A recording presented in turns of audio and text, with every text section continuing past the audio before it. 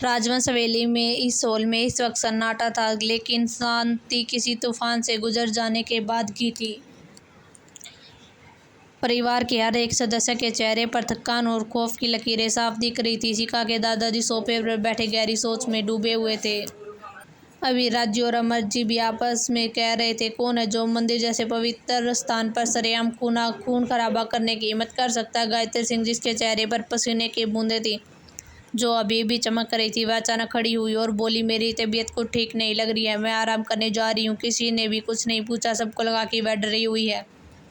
इशिका को पता था कि वह क्यों गई है। इशिका ने सबके चेहरे को देखा। उसकी मम्मी, आराध्या जी और अमृता जी अभी भी काँप रही थी, और पापा जी और दादाजी परेशान थे कि ऐसा कौन सा दुश्मन है जो उन पर हमला कर सकता। फिर इशिका वह सब के बीच में खड़ी होगी। उसकी आवाज़ में कैसी डरता थी, जिसे हॉल में भारी माहौल को भी हल्का कर दिया।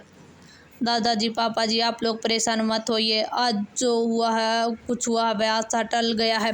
मैं वादा करती हूँ, जब तक मैं इस परिवार को तरफ कोई भी आंख उठाकर नहीं देख सकता। दादाजी की आंखें नम हो चुकी थी। वह उन्होंने मुस्कुराते हुए इशिका का माथा चूम लिया। बिल्कुल मेरी लाडो, तुम्हारी हिम्मत देखकर तो आज यमराज भी पीछे हट गए। जब तक तुम हमारे साथ हो, हमें कोई भी डर नहीं है। फिर धीरे धीरे सब अपने कमरे की ओर बढ़ गए। आज की थकान और मानसिक दबाव ने सबको निढाल कर दिया था। इशिका अपने कमरे में गई। उसने दरवाज़ा बंद किया और सीधे बाथरूम में जाकर ठंडे पानी से अपना चेहरा आईने में देखा। उसने खुद को देखा, वही मासूम चेहरा, लेकिन आंखों में ब्लैक क्वीन की गहराई थी। वह फ्रेश होकर बाहर आई और बेड पर बैठ गई। उसका दिमाग किसी सुपर कंप्यूटर की तरह चल रहा था। वो उस नकाब को उसकी अंगूठी, जो उसने एक धुंधली तस्वीर अपनी शक्तियों की मदद से देखी थी और उसे हमले के पैटर्न के साथ जोड़ रही थी। तभी उसके फ़ोन की वाइब्रेशन ने सन्नाटा तोड़ दिया। स्क्रीन पर इवांस का नाम फ्लैश हो रहा था। इशिका ने फ़ोन उठाया। इससे पहले वह कुछ बोलती, दूसरी तरफ से इवांस की फिक्र भरी आवाज़ और थोड़ी गुस्से वाली आवाज़ आई। इशिका, ठीक तो हो? मुझे अभी खबर मिली कि किसी की मंदिर में तुम्हें कुछ हुआ तो नहीं है ना? मैं बस तुम्हारे पास नहीं हूँ। इवांस की आवाज़ में एक ऐसी बेचैनी थी जैसे उसने कोई कीमती चीज़ खोने का डर महसूस किया हो। इशिका ने अपनी आंखें मूंद ली और धीमे स्वर में उसे समझाते हुए कहा, इवांस, पहले आप शांत हो जाइए। मैं बिल्कुल ठीक हूँ और सब के लोग घर के सुरक्षित हैं। कैसे शांत हो जाओ? इवांस लगभग दाड़ा। अगर तुम्हें एक खरोच भी आती तो मैं पूरे जयपुर को शमशान बना देता। क्या तुम्हें पता है वे लोग कौन है जिसने इवांस राणा की अमानत को चोट पहुँचाने की हिम्मत की? मैं अभी अपनी मीटिंग कैंसिल करके तुम्हारे पास आ रहा हूँ। इशिका ने उसे शांत करवाते हुए कहा, अभी कुछ नहीं पता कि वे लोग कौन, और आप पहले शांत हो जाइए। आप अपना काम खत्म करके ही आएगा। मैं इतनी कमज़ोर नहीं हूँ वहाँ, सो ना ही मेरा परिवार। मैंने सब संभाल लिया। आप बस मुझ पर भरोसा रखिए और अपनी फिक्र छोड़ दीजिए। इवांस की सांसें धीरे धीरे सामान्य होगी। तुम्हारा यह भरोसा ही मुझे रुकने पर मजबूर कर रहा। पर याद रखना इशिका, अगर तुम्हें कुछ हुआ तो मैं खुद को ख़त्म कर लूँगा। तुम इवांस राणा की जान हो। अपना ख्याल रखना और मेरी जान तुम में बसती है, यह हमेशा याद रखना। इशिका ने मुस्कुराते हुए फ़ोन काटा। इवांस का प्यार जितना जुनूनी था, उतना ही उसे ताकत भी देता था। एक अनजान जगह, हवेली से मील दूर एक पुरानी और विशाल कोठरी में बंद कमरे में केवल मोमबत्तियों की मध्यम रोशनी थी। दीवारों पर राजवंश परिवार के हर सदस्य की तस्वीर लगी थी, जिस पर क्रॉस का निशान बना हुआ था। वहाँ एक बारीक कद वाला आदमी आलीशान कुर्सी पर बैठा हुआ था। उसका चेहरा अंधेरे में भी साफ दिखाई नहीं दे रहा था। बस उसकी सोने की अंगूठी चमक रही थी, जिसे इशिका ने अपनी शक्तियों की मदद से धुंधली तस्वीर में देखा था। उसके सामने टेबल पर शराब का गिलास पड़ा था। उसने फोटो पर अपनी उंगली फेरी और नफरत भरी आवाज़ में डरावनी हंसी हंसा। उसका चेहरा अंधेरे में छिपा था। उसकी आवाज़ में राजवंशों के लिए नफरत साथ झलक रही थी। इस बार तो बच गए दिग्विजय राजवंश, किस्मत ने तुम्हारा साथ दिया। पर अगली बार क्या? अगली बार तुम नहीं बचोगे, ना ही तुम्हारा परिवार। तुम्हारी पोती में तुम्हारी जान बचती है ना, उसे भी मैं अपने रास्ते से हटाऊंगा और तुम्हारे साम्राज्य की नींव को अपने हाथों से उखड़ूंगा। उसने फोटो को सिगार से जला दिया। जलती फोटो की राख फर्श पर गिर रही थी, जो आने वाली तबाही का संकेत थी। वह आदमी कोई मामूली अपराधी नहीं था। वह राजवंशों के उस अतीत का हिस्सा था जिसे सब भूल चुके थे। मंदिर के खौफनाक हादसे को बीते हुए 2 दिन हो चुके थे। धीरे धीरे राजवंश हवेली की लोगों में डर का साया हट रहा था, लेकिन सतर्कता पहले से कहीं ज़्यादा थी।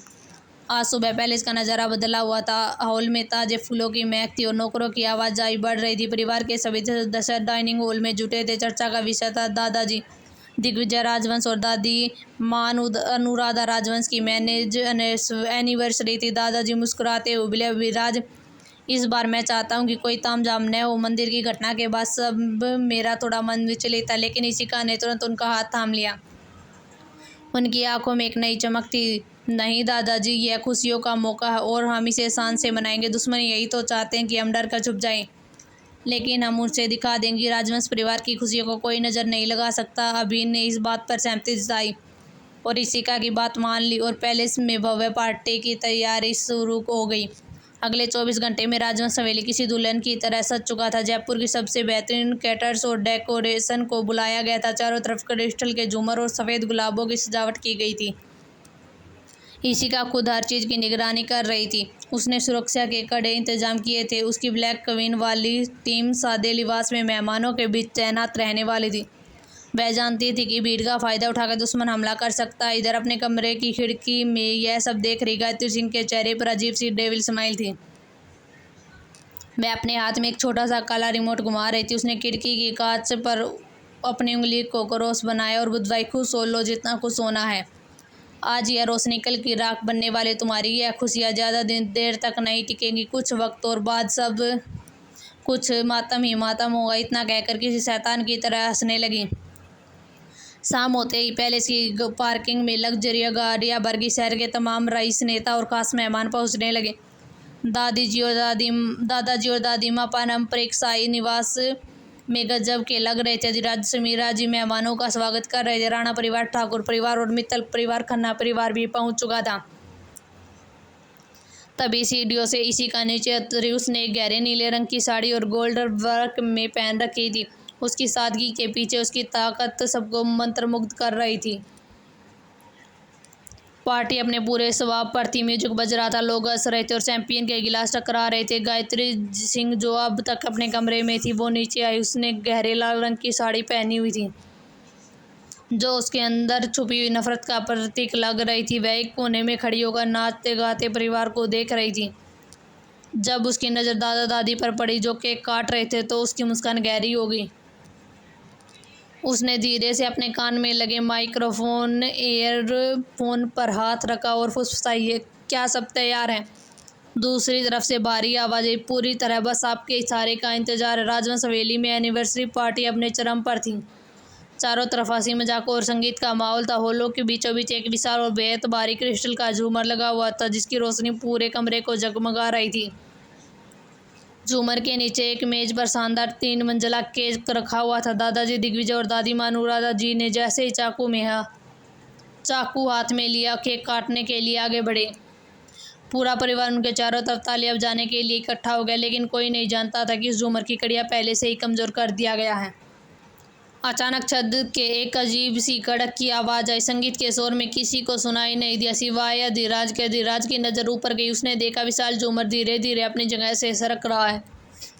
दादाजी हटिए वहाँ से, अधिराज चिल्लाया। चीते जैसी फुर्ती दिखाते हुए आगे बढ़ा। उसने दादी जी को अपनी बाहों में भरकर पूरी ताकत से पीछे ढकेल दिया। ठीक उसी पल भारी भरकम झूमर एक भयानक धमाके के साथ नीचे गिरा। कांच के हजारों टुकड़ों गोलियों की तरह चारों तरफ उड़ने लगे। पूरे हॉल में चीख पुकार मच गई। केक की मेज चकनाचूर हो चुकी थी और धूल का गुबार फैल गया था। अधिराज की सतर्कता ने दादाजी और दादी जी की जान बचा ली थी, पर वह दोनों सदमे में थे। जब धूल हटी तो परिवार के लोग एक दूसरे को संभालने लगे। तब अधिराज ने घबराकर चारों तरफ देखा। इशिका कहाँ? विराज और अधीर और पूरा परिवार पागलों की तरह भीड़ में इशिका को ढूंढना शुरू कर दिया, लेकिन वह कहीं भी नजर नहीं आ रही। तभी समीरा का ध्यान कोने पर जहां गायत्री सिंह खड़ी थी, जो डेविल स्माइल दे रही थी, लेकिन वह अब जगह खाली थी। राजवंश वैली के उस पुराने और अंधेरे बेसमेंट में सीलन की गंध और मौत का सन्नाटा पसरा हुआ था। हॉल की चौखानों से कोसों दूरी है, केवल एक मध्यम पीला बल्ब जल रहा था। ईसा लोहे की एक भारी कुर्सी पर रस्सियों से जकड़ी हुई थी। उसका सिर नीचे झुका हुआ था, जैसे कि वह गहरी बेहोशी में हो। उसके ठीक सामने गायत्री सिंह खड़ी थी। उसके चेहरे पर वह ममता वाला नकाब नहीं था, बल्कि एक ऐसी खौफनाक और जहरीली मुस्कान थी जो उसकी सालों की नफरत को बयां कर रही थी। उसने इशिका की ठुड्डी को ऊपर उठाया और नफरत से बोली, बहुत कर लिया अपने परिवार की रक्षा, तू यहाँ कैसे इसी कमरे में दम तोड़ेगी और राजवंशों की खुशियां हमेशा के लिए दफन हो जाएंगी। इधर दूसरी तरफ हवेली के अंदर मुख्य हॉल में हाहाकार मचा हुआ था। मेहमानों को विदा कर दिया गया था। दादाजी दिग्विजय सोफे पर बेसुध बैठे थे। दादी माँ अनुराधा जी का रो रो कर बुरा हाल था। आराध्या जी भी रो रही थी। अमृता जी आराध्या जी को संभाल रही थी। अभिराज जी भी बहुत परेशान थे। अधिराज पागलों की तरह फोन कर रहा था क्योंकि इशिका का भी कुछ भी पता नहीं चला था। तभी अचानक उसके दिमाग में एक बिजली सी कौंधी। सीसीटीवी। अधिराज चिल्लाया। महल के हर कोने में कैमरे लगे थे। अधिराज, अबीर और अधीर ने तुरंत सिक्योरिटी रूम की तरफ भागते कांपते हाथों से अधिराज ने फुटेज पीछे की। सबकी नजरें स्क्रीन पर जमी थी। तभी वह मंजर दिखा जिससे सबके सामने जमीन खिसक गई। स्क्रीन पर साफ दिख रहा था जब झूमर गिरा सबका ध्यान दादा दादी कर था। तभी गायत्री जी ने पीछे से आकर इशिका की नाक पर नशीला रुमाल रख दिया। इशिका ने ढीले पड़ते ही गायत्री सिंह ने एक नकाबपोश की मदद से उसे पिछले गुप्त रास्ते से बेसमेंट की ओर खींच लिया। विक्रम सिंह यह देखकर दंग रह गए। सिंह परिवार और राजवंश परिवार दोनों के चेहरे पर गुस्सा और हैरानी थी। अधिराज की आंखों में खून उतर आया। वह बेसमेंट में चलिए इधर बेसमेंट का नजारा। जब सभी परिवार वाले दबे पांव बेसमेंट की सीढ़ियों से नीचे उतरे, लेकिन अधिराज ने सबको एक कोने में रोक लिया। उसने इशिका की आंखों में एक पल की हलचल देखी। वह जान गया इसकी बहन बेहोश होने का नाटक कर रही है और यह इशिका की चाल थी ताकि गायत्री सिंह की सच्चाई सभी के सामने आ सके और वह अपना गुनाह खुद व खुद कबूल कर सके। गायत्री जो इस बात से बेखबर थी कि पूरा परिवार पीछे खड़ा अपनी नफरत से चिल्लाने लगी, तू सोच रही होगी कि मैं क्यों किया। गायत्री सिंह ने हंसते हुए कहा, 40 साल, पूरे 40 साल मैंने इस आग को अपने अंदर दबा कर रखा है। राजवंशों ने मेरे बेटे को मारा। उन्होंने उसे इतनी दर्दनाक मौत दी जिसे मैं बर्दाश्त नहीं कर सकती। इसलिए मैंने कसम खाई कि मैं कभी राजवंशों को खुश नहीं रहने दूंगी। उस दिन अधिराज की कार के ब्रेक फेल मैंने किए थे ताकि वह मर जाए और तू भी उसके साथ जा रही थी। यह सोचकर मैं और खुश होगी। एक तीर से दो निशाने हो जाएंगे। लेकिन पता नहीं कैसे तुम लोग बच गए। और मंदिर में वह गुंडे मेरे नकाब को साथी और मैंने ही भेजे थे ताकि पूरा परिवार खत्म हो सके, लेकिन वहाँ भी तुमने सबको बचा लिया। अब तुम्हें कौन बचाएगा। तुझे खत्म करने के बाद राजवंश परिवार पूरी तरह टूट जाएगा, जब जाकर मुझे सुकून मिलेगा, कहकर शैतानों की तरह हंसने लगी। परिवार के लोग पीछे खड़े होकर यह सब सुन रहे थे। राजवंश परिवार भी बहुत गुस्से में था कि यह वह औरत है जिसने उनकी बेटी को हमेशा उससे दूर किया। सिंह परिवार को भी गायत्री सिंह से नफरत हो रही थी। गायत्री सिंह जो पूरी तरह मानसिक संतुलन खो चुकी थी, वह चिल्ला चिल्ला कर राजवंशों के विनाश की भविष्यवाणी कर रही थी। तभी अंधेरे से एक कोने से भारी जूते की आवाज आई। खट खट खट। दीवार पर एक लंबी परछाई उभरी। वह नकाबपोश आदमी जो इस सब का मास्टरमाइंड था, वह धीरे धीरे मध्यम रोशनी में आया। उसकी चाल में खौफनाक आत्मविश्वास था। बहुत हो गया गायत्री, अभी इसके अंत का समय आ गया है, इसे खत्म कर दो। उसकी आवाज़ में नफरत साथ महसूस हो रही थी। इशिका जो सब कुछ सुन रही थी और बेहोशी का नाटक कर रही थी, उसने तुरंत अपनी आंखें खोली और अपनी गर्दन सीधी की। इशिका को पता था कि पूरा परिवार यही मौजूद है, इसलिए इशिका ने तुरंत अधिराज की तरफ देखा जो पहले अपने गन पर हाथ रखे हुए खड़ा था। उसका इशारा मिलते हुए वो समझ गया कि अब नाटक खत्म करने का वक्त आ गया। बस हुआ। अधिराज ने दहाड़ते हुए बेसमेंट में गूंजी। अचानक से चारों तरफ से फ्लैश लाइट जली और सिंह परिवार, राजवंश परिवार और अधिराज इशिका के 20 से भी ज़्यादा पर्सनल बॉडीगार्ड ने पूरे बेसमेंट को घेर लिया और गायत्री सिंह के पास भागने का कोई भी रास्ता नहीं बचा था। गायत्री सिंह अचानक इन सबको देखकर हैरान हो गई। नकाबपोश भी कुछ देर के लिए हैरान हुआ, लेकिन फिर उसने राजवंशों को नफरत से देखा।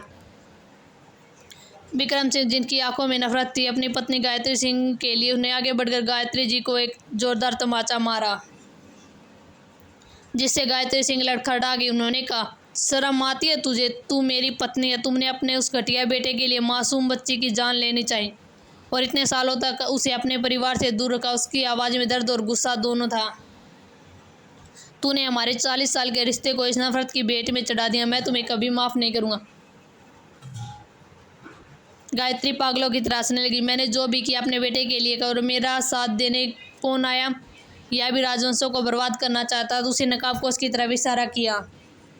नकाबपोश आदमी चारों तरफ से घिरा होने के बावजूद भी डरा नहीं। उसकी आंखों में राजवंशों के लिए नफरत साफ दिख रही थी। उसने अपनी उंगली में पहनी अंगूठी, वही नक्काशीदार सोने की अंगूठी, घुमाई। तभी शिका ने आगे बढ़कर कहा, अब चेहरा छुपाने का कोई फायदा नहीं है, अपना चेहरा दिखाई दो, क्योंकि भागने के सारे रास्ते बंद हो चुके हैं। वह आदमी एक ठंडी हंसी उठा, साथ ही धीरे धीरे अपना नकाब उतार। जैसे ही चेहरा रोशनी में आया, पूरा बेसमेंट सन्नाटे में छा गया। दादाजी दिग्विजय राजवंश के हाथों से उसकी लाठी छूट गई। वे लड़खड़ा गए, जिससे अमर जी ने उसे संभाल लिया। उसके पीछे खड़े थे, उन्होंने जल्दी से दादाजी को संभाल लिया। रघुवीर रजावत। दादाजी के गवाले से आवाज़ मुश्किल से निकली, रघुवीर रजावत। रघुवीर रजावत जो दिग्विजय जी के करीबी दोस्त और भाई जैसे थे, आज उनके दुश्मन बनकर उनके सामने खड़े थे। रघुवीर रजावत के चेहरे पर कुटिल मुस्कान थी। हैरान क्यों हो दिग्विजय? रघुवीर ने ठंडे स्वर में कहा, दोस्ती का हिसाब चुकता करना अभी बाकी है। तुमने जो मेरे साथ किया वह मैं कभी नहीं भूलूंगा। इशिका ने भी उसकी माइंड रीडिंग पावर से महसूस किया कि रघुवीर के दिमाग में एक नफरत का अथाह समुद्र है, जिसका कारण कोई पुराना राज है, जिसका अभी तक किसी को पता नहीं है। रघुवीर रजावत की मौजूदगी ने माहौल को इतना तनावपूर्ण बना दिया कि अब लड़ाई सिर्फ गायत्री सिंह की नफरत की नहीं, बल्कि दो परिवारों के पुराने और काले अतीत की बन चुकी थी। हवेली का भव्य औलाद किसी अदालत के कटघरे जैसा तब्दील हो चुका था। एक तरफ राजवंश परिवार और रघु सिंह परिवार दुखी था और गुस्से से गायत्री सिंह और रघुवीर रजावत को देख रहा था। दूसरी तरफ रघुवीर रजावत और गायत्री सिंह बेनकाब हो चुके थे। तभी इशिका के दादाजी ने रघुवीर रजावत से कहा, रघुवीर, हम तो भाई जैसे थे, तुम्हारे साथ और मेरी पोती के साथ ऐसा क्यों किया? ये सुनते ही रघुवीर रजावत की आंखों में खून उतर आया। उसने गुस्से से इशिका के दादाजी और दिग्विजय राजवंश की तरफ देखते हुए कहा, भाई? कैसा भाई? तुमने मेरा संसार उजाड़ दिया। क्या तुम्हें याद है मेरी बेटी अनीता सिर्फ तुम्हारी वजह से आज मेरे पास नहीं है? जैसे यह नाम गूंजा, हॉल में सन्नाटा पसर गया। रघुवीर रजावत ने नफरत से सत बताना शुरू कर दिया। अनीता मेरी इकलौती बेटी थी, वह मेरी जान थी, पर तुम्हारे बेटे की वजह से आज मेरे साथ नहीं है। अनीता तुम्हारे बेटे अमर को पागलों की तरह चाहती थी, लेकिन तुम लोगों ने इस अमृता को चुना और बड़े धूमधाम से इन दोनों की शादी करवा दी। मेरी बेटी यह सदमा बर्दाश्त नहीं कर पाई, उसने आत्महत्या करती। फिर मैंने उसकी लाश को गले लगाकर कसम खाई, जिस राजवंश परिवार ने मेरी बेटी को मुझसे छीना, उस राजवंश परिवार को मैं बर्बाद कर दूंगा। अनीता राजवंश रघुवीर रजावत की इकलौती बेटी थी। अनीता के जन्म देते ही अनीता की माँ गुजर गई। तब से रघुवीर रजावत ने अनीता को अकेले पाला और उनकी हर एक जिद पूरी की। अनीता अमर जी से पागलों की तरह प्यार करती थी। रघुवीर रजावत को लगा कि अनीता राजवंशों की बहू बनेगी, लेकिन अमर जी अमृता जी से प्यार करते थे और परिवार की रजामंदी से दोनों ने शादी कर ली। राजवंश परिवार की खुशियाँ बना रहा था और इधर अनीता को जब अमर की शादी के बारे में पता चला तो वह सदमा बर्दाश्त नहीं कर पाई और उसने आत्महत्या कर ली। तब रघुवीर रजावत ने कसम खाई, वह राजवंश परिवार को कभी कुछ नहीं रहने देगा। रघुवीर रजावत को बस सही वक्त आने का इंतजार था। वह सही वक्त इशिका के जन्म के बाद आया। उसे पता चला कि इशिका 7 पीढ़ियों के बाद जन्मी हुई है। यह जानकर रघुवीर रजावत की नफरत और बढ़ गई। तभी उसे पता चला गायत्री सिंह अपने बड़े बेटे की मौत का बदला लेना चाहती है राजवंश परिवार से। इसलिए उसने गायत्री सिंह को मोहरा बनाया, उसे उकसाया और इशिका को किडनैप करवाया। उसका मकसद राजवंश परिवार को तोड़ना था। वह जानता था कि यह बच्ची इस घर की जान, अगर जान ही नहीं रहेगी तो पूरा परिवार मर्दा हो जाएगा। लेकिन जब इशिका वापस आई तो उसकी नफरत और बढ़ गई थी। उसने इशिका को जान से मरवाने की कोशिश की ताकि राजवंश परिवार टूट जाए, लेकिन वह उसकी हर चाल से बच गई और आज सच्चाई सबके सामने है।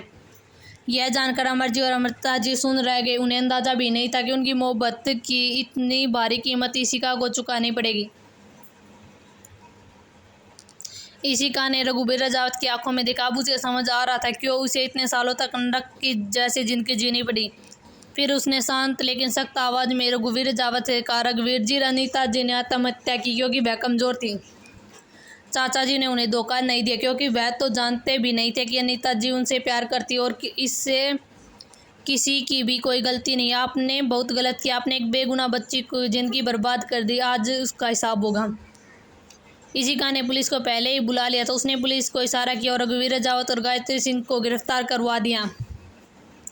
गायत्री सिंह ने अपने परिवार की तरफ देखा, लेकिन सिंह परिवार ने नफरत से देखकर मुंह मोड़ लिया।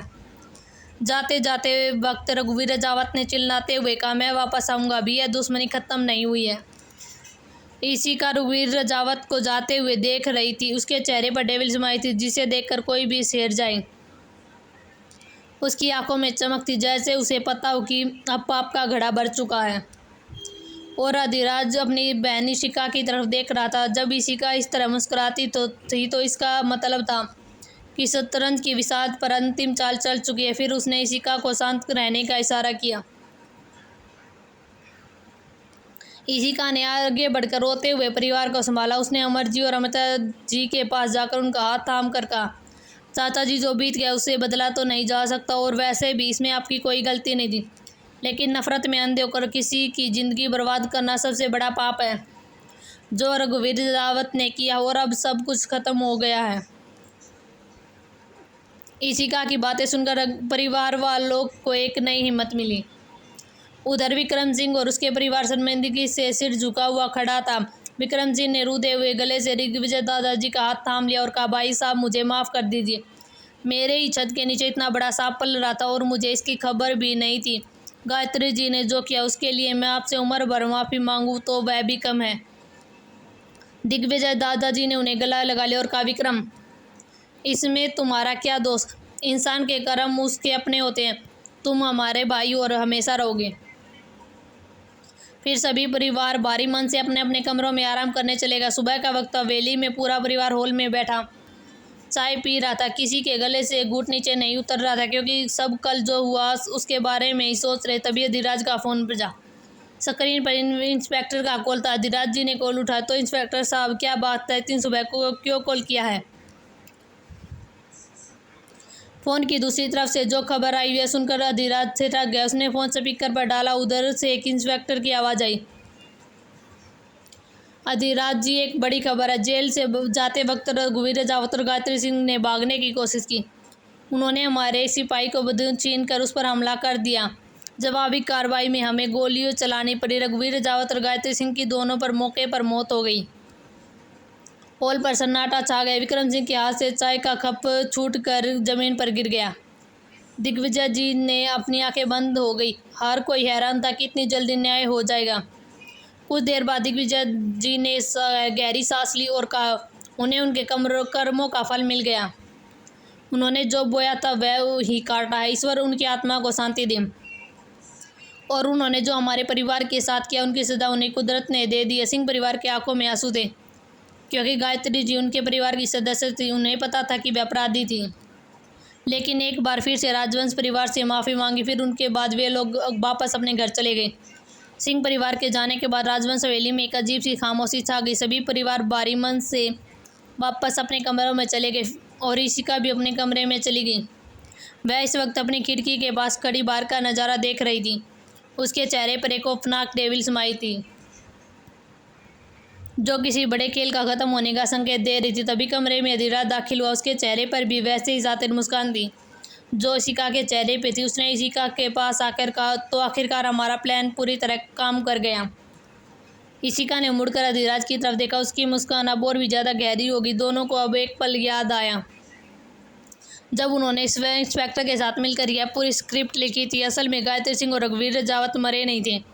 इशिका ने अपनी पावर का इस्तेमाल कर उन्हें पुलिस कस्टडी से गायब करवा दिया और दुनिया की नज़र में एनकाउंटर की खबर फैला दी। दुनिया की नज़र में वे दोनों मर चुके हैं, ताकि कानून या समाज कोई दखल न दे सके। असल में गायत्री सिंह और रघुवीर रजावत को इशिका ने डार्क मैंसन में कैद किया हुआ था, क्योंकि इशिका उन्हें इतनी आसानी से मौत नहीं देना चाहती। तभी अधिराज ने पूछा, तो अब आगे क्या करना? इशिका ने खिड़की के बाहर देखते हुए ठंडे स्वर में कहा, उनका अंत भैया, पर वह अंत इतना आसान नहीं होगा। उसने मेरे परिवार को बहुत तड़फाया और मुझे मेरे परिवार से दूर किया। उन्हें सीधे मौत देकर मैं आज़ाद नहीं करूंगी। अधिराज ने गर्व से इशिका के कंधे पर हाथ रखा। उन्होंने तय किया था कि परिवार को इस बारे में कभी कुछ नहीं पता चलेगा। राजवंश हवेली अब सुरक्षित थी, लेकिन ब्लैक क्वीन का असली इंसाफ अभी बाकी था। रात के 2 बज रहे थे। चारों तरफ सन्नाटा था, लेकिन इशिका और अधिराज की आंखों में नींद नहीं थी। बल्कि बरसी सोच की ज्वाला थी। वह दोनों पूरी तरह काले लिबास में तैयार होकर अपनी गाड़ियों में बैठकर शहर से दूर घने जंगल के बीच स्ट्रीट डार्क मैंसन की ओर निकल गई।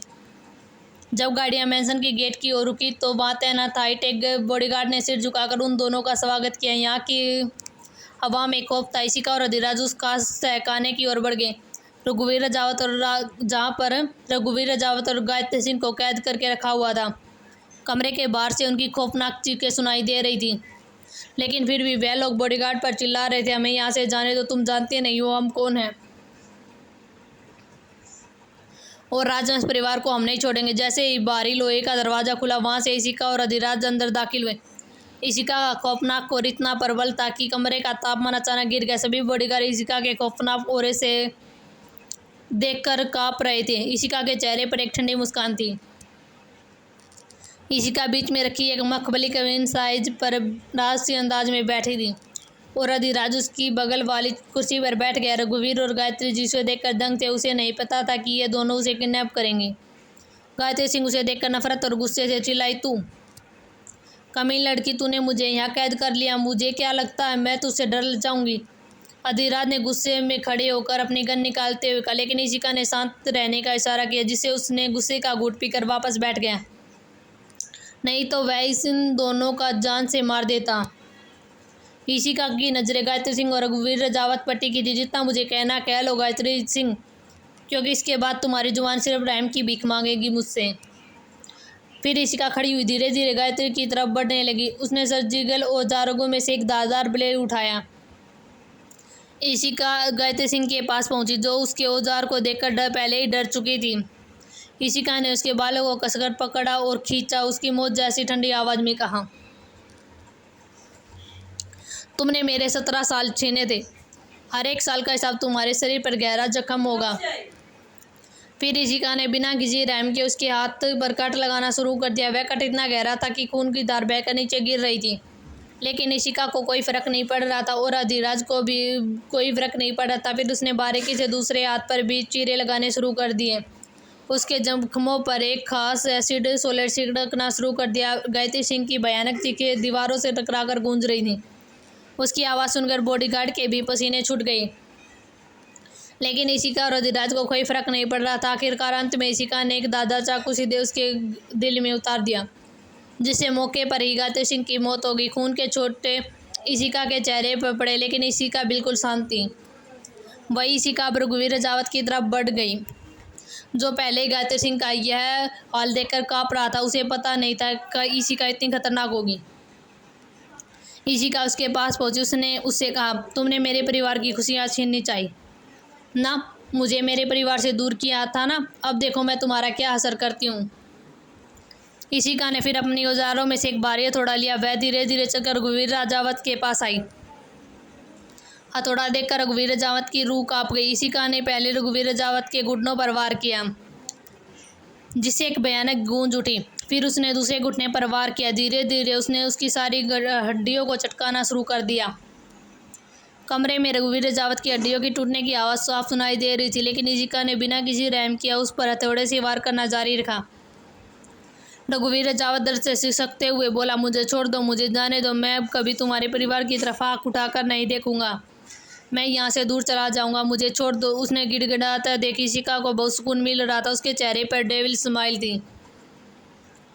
इशिका की एक खौफनाक हंसी उस कमरे में गूंज उठी। उसने कहा, छोड़ दूँ वह भी तुम्हें जिसने मेरे परिवार को इतना दर्द दिया, मुझे इतनी तकलीफ दी कि मेरे परिवार से दूर कर दिया और मेरे परिवार को मरवाना चाहा, मैं तुम्हें नहीं छोड़ूंगी। इशिका ने एक इंजेक्शन लगाया जो इंसान के दर्द के सहने की क्षमता को 1000 गुना बढ़ा देता। उसने रघुवीर राजावत को इंजेक्शन लगा दिया, जिससे उसका दर्द 1000 गुना बढ़ गया। वह इस दर्द को सहन नहीं कर पाई। आखिरकार अंत में दर्द न सह पाने से कारण उसकी मौत हो गई।